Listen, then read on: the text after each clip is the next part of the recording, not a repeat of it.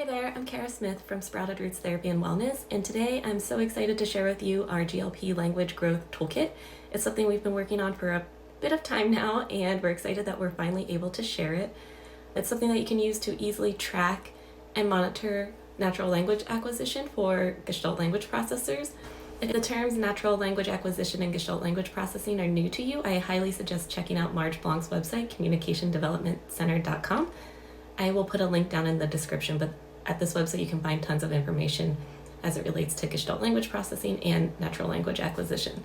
If you don't have the toolkit yet, you can get the light version for free by going to our website, sproutedrootswellness.com, and signing up for our free members resources page. And if you want the full version, you can purchase that in our online shop or on our Teachers Pay Teachers store.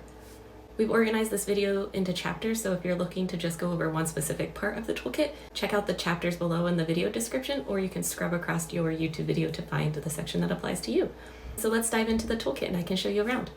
Before opening the document, it's helpful for you to already be logged into your Google account. If you don't already have a Google account, it is free to create one. This just makes it easier to copy the Google Sheet that we created. When you download the GLP toolkit from our website or from the Teachers Pay Teachers storefront, you will receive a PDF that looks very similar to this. To access your copy of the toolkit, select the download button from the second page. If for some reason this doesn't work, you can copy and paste the URL link that is available on your individual downloaded copy. Once it opens, you will select the Make a Copy button, and you should see a page similar to this one on the screen. It's helpful to rename this copy to original so you can easily find it in your Google Drive to use it as a base for creating new language samples. To rename the file, you will go up to the top left corner and highlight Copy Of and type in Original. Before we go any further, I just want to share a couple of the differences between the full version of the toolkit and the light version of the toolkit. The light version allows you to record a language sample, calculate the percentages of gestalts at each NLA stage, determines the NLA stage, and allows you to track the gestalt sources.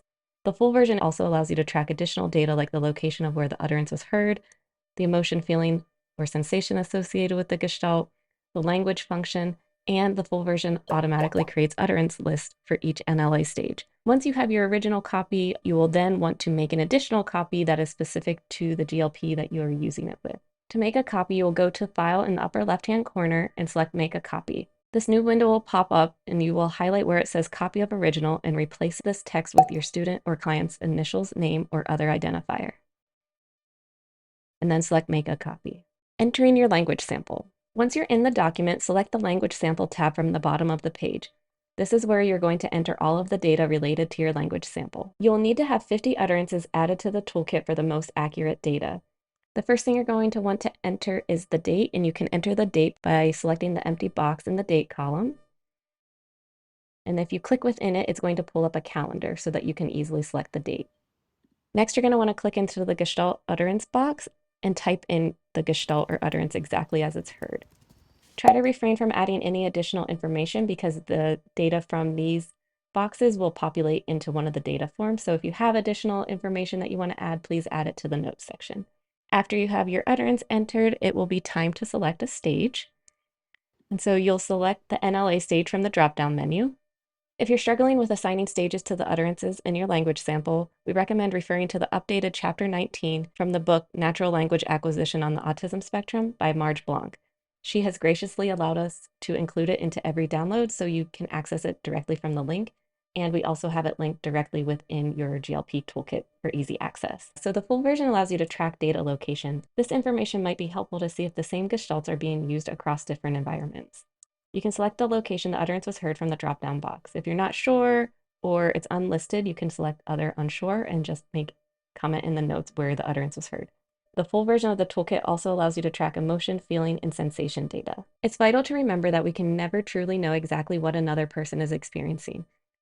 While we may make educated guesses about the emotion, feeling, or sensation associated with a gestalt, we cannot be 100% sure that we are correct. So you can select the inferred emotion or sensation by tapping within the empty box and choosing from the drop-down menu.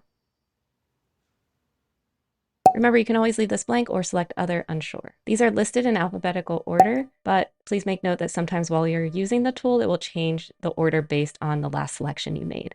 Parents often ask what to choose when a child is using a gestalt for a request that doesn't have strong feelings associated with it. And in these cases, we suggest choosing expectant. Another feature of the full version is the ability to track communicative function data. This is the reason why the GLP is using the utterance. Again, this is highly individual, and we're only able to take our best guess based on the context. You'll select the inferred communication function the gestalt was used for from the drop-down menu. If you're not sure what communicative function to select, we suggest choosing Other Unsure, and we also suggest putting details into the notes section regarding the context surrounding the utterance. And a reminder, gestalts are not to be taken literally. The function of a gestalt may not always be obvious. For example, the gestalt, "Where are you?" may be used to protest by one GLP, while it may be used as a greeting for another GLP, and for another GLP, it might be a question.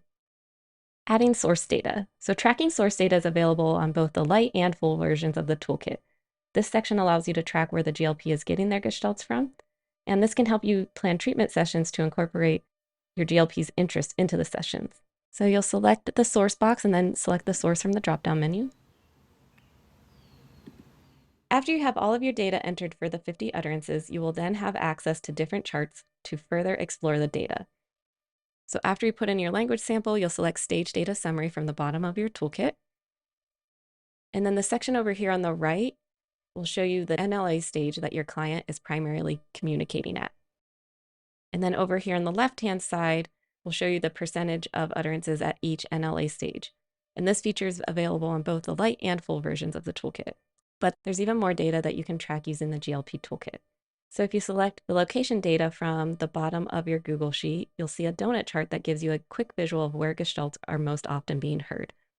This information can be insightful. You may find that your GLP communicates much more in one environment than another, which then allows you to become more curious. Is it because the GLP feels safer in that environment? Is it because their sensory needs are being met? Or maybe it's because the family is entering more data than the school team. On the right-hand side of the screen, you can see a breakdown of the utterances heard in each of the locations. Next is the feeling sensation data summary that you can access by clicking the bottom of your chart.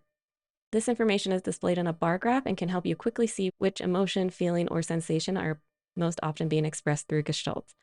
As a reminder, this information is highly subjective and might not be the actual emotion of the GLP. However, this information could be useful for developing strategies around supporting interoceptive language development. You can use the bottom of the graph to see how many utterances are associated with a certain feeling, emotion, or sensation. The next data summary is the function data summary. So this is where you will see the communicative function data. You might have to hit the arrow on the right-hand side of your Google Sheet to scroll to see more tabs. This bar graph is similar to the emotion bar graph, where the most commonly used language function is at the top, and the amount of utterances associated with that function is on the bottom. I find this information helpful for treatment planning. For example, if a client isn't using many utterances to self-advocate for their needs, I would want to figure out ways to support them in getting their needs met across all environments. One of the best features of the full version of the GLP Language Growth Toolkit is the ability to automatically generate utterance lists. You'll most likely have to scroll at the bottom of your page to see the utterance list. So you'll select the tab labeled Stage 1 Utterances. This will pull all of your Stage 1 utterances from your language sample. This is helpful for treatment planning and progress monitoring. You can use the list of Stage 1 gestalts to help brainstorm Stage 2 mitigations that can be modeled during meaningful and child-led activities. These charts can also be copied and pasted directly into progress reports. You can continue clicking through each of the tabs at the bottom to access utterances from different NLA stages. If no utterances at a certain stage were recorded, you will see the message "No utterances at this stage." It's important to have a collaborative approach with caregivers when supporting any child, but incredibly important for GLPs. For that reason, we do suggest sharing access to this language sample to family members so they can also enter information. We kindly ask, though, that our toolkit not be shared with any other professionals.